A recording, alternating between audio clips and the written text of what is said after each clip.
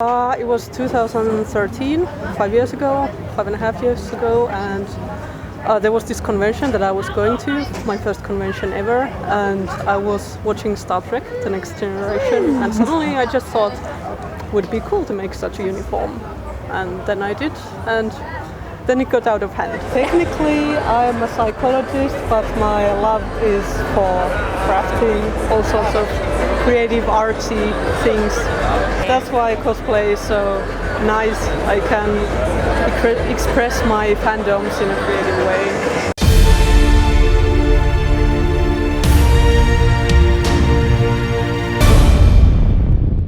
We are at the MAG Erfurt, which is a new convention for games, comics, cosplay, all these nerdy stuff. We built up our booth yesterday. We realized then that the build for Fate to Silence we had for the PCs here was broken. So this night we had to download the build with a very bad internet connection. And when we came here this morning, all our banners were down, so we had to fix that also. But as you see, now we are ready to go and are looking forward to 3 days of games and rock and roll.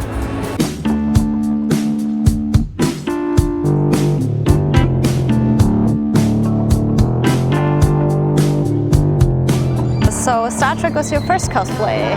First and second. After that I made a Klingon warrior. Yeah. I liked them very much, and I just happened to Google if it's actually possible to make the prosthetic forehead, and since I found out that people actually do that, then I thought, yeah, me too. Cool. And where did it go from there? After that, I made a classic Gianna. That was a partial tribute to Chris Hillspec because his music was and still is very important to me. I think it was the first Turrican suit and the punk Gianna, which was also partial Chris Hillspec tribute, but also I liked the game very much and I thought, why not? So that was my first cosplay from your games. So, sounds like you do a lot of cosplay for games. Yeah, mostly, and I prefer to cosplay from sources that are not so mainly hugely popular, mainstream sort of thing, like retro games.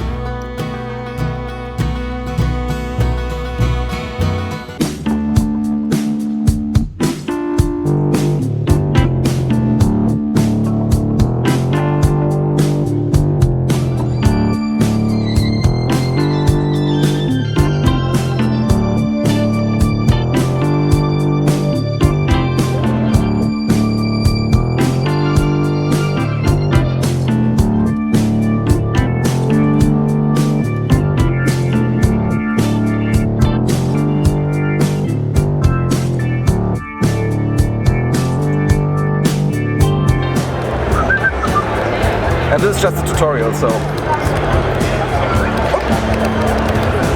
I think it's a very educational game. Isn't it? Yeah, it looks like very educational. And this is just a tutorial. I mean, it gets a lot harder afterwards. Yeah, cool.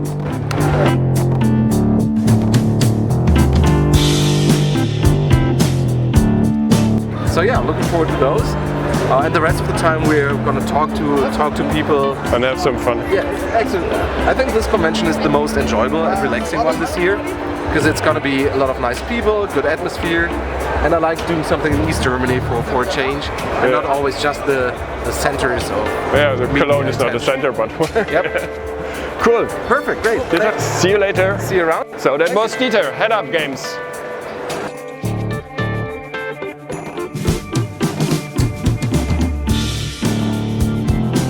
And coming to the cosplay at hand, how long did that take? That looks like you put a lot of time and effort into it. 410 hours. Whoa! Roughly, over the course of 3 months. That's a lot of time. Yeah, and I ended up kind of running out of time because Gamescom was my deadline, so it would have been very convenient if you had released ISA a little bit earlier. But since that didn't happen, I had to rush a bit, and then after Gamescom I made some little improvements and missing pieces, and now I'm happy with it. How did you come to choose Issa particularly? Ever since you announced the game, I have been waiting for some character that's like, bam, Okay. that sort of thing. And at first, when you only had released Vic as a female character, I was actually considering that, like, looking, googling how to make a like shaved head sort of thing when you actually do have hair.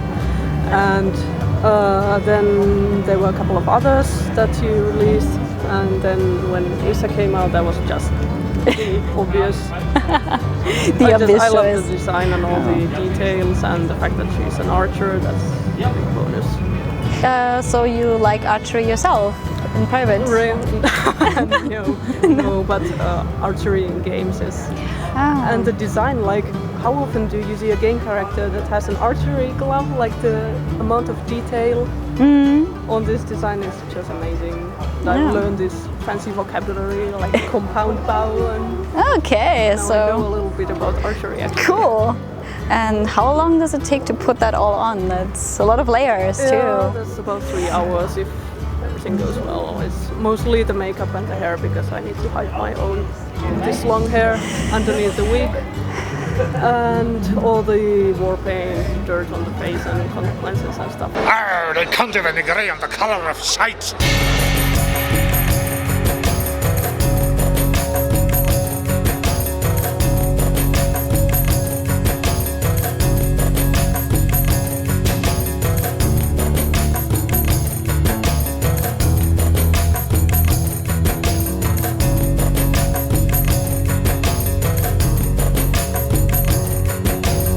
Hey Philipp. Ja, Hey. Servus, alles gut. So here, this is Philipp. He's CEO of one of the hidden champions of the German games industry. Yeah. Well, actually, we're 3 CEOs. So, 3? yeah. So actually, 1/3 of them. what do you got for us here? We got Monster Boy, which is, if you remember Wonder Boy, Monster World games from the 80s and 90s. Used to be a very popular jump-and-run and action-adventure platforming game. And we're making the first new game in the series for 24 years now. It's great to see kids playing the games and getting in touch with people. Quite cool. So wish you a good ride. Thank you. Yeah, and we see us. We're staying around. Thank you. Thank you. See you, Philipp. So Philipp from FDG.